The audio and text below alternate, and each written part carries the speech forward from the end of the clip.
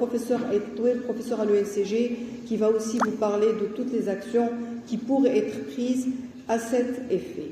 Et à ma gauche, ma chère amie et collègue, professeur Hajar Slimani, qui va aussi parler un peu de l'environnement et de la technologie, parce que c'est une grande amatrice de technologie. Je voudrais remercier toute l'audience qui a pris du temps pour être là, les étudiants de l'ENCG, les étudiants de la faculté, les professeurs de l'ENCG ici présents, et je cite professeur Aïtmi Kinora et professeur Ahmed Koubani.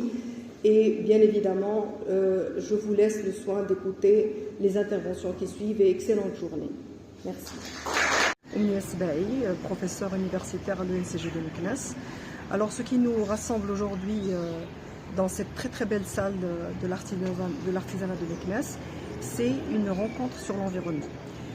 Aujourd'hui, l'environnement est une problématique importante, mondialement connue.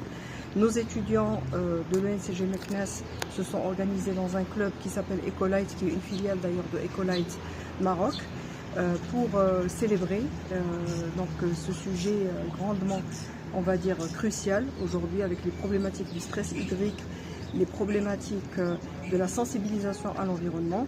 On est très fiers d'encadrer nos jeunes qui sont là pour justement parler de ces problématiques d'environnement, sensibiliser les jeunes comme eux et faire de ce sujet un sujet, on va dire, de recherche scientifique et en même temps un sujet de sensibilisation.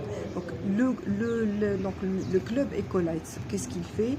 Il va vers les petits-enfants des écoles, il les sensibilise dans des actions pour l'environnement, pour comprendre que effectivement les problématiques de réchauffement climatique, de stress hydrique, ce n'est pas que des histoires, mais c'est une réalité à laquelle nous sommes tous confrontés.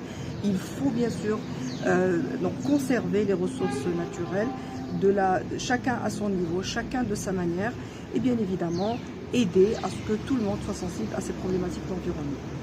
Je voudrais féliciter nos clubs, le club de l'ENCG Meknès pour tout le travail qu'ils font, nos professeurs qui encadrent ce type de club et bien évidemment toute l'administration et la présidence de l'université Moulay Ismaïl pour le travail, on va dire, vraiment acharné qu'elle fait pour l'encadrement et l'aide de ces clubs en vue de sensibiliser à l'environnement et de faire de ce sujet un sujet national. Alors, je voudrais aussi évoquer le fait que certaines entreprises au Maroc sont très sensibles au sujet de l'environnement et qu'elles ont été pionnières. Pionnières, c'est-à-dire les premières qui se sont intéressées au sujet de l'environnement et qui ont introduit la certification ISO pour l'environnement, qui est la certification ISO 14001.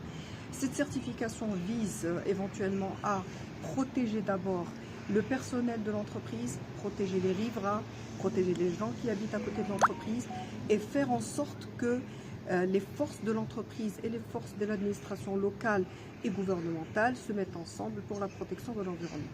Et je voudrais citer à titre d'exemple une entreprise par laquelle j'ai fait un passage et à laquelle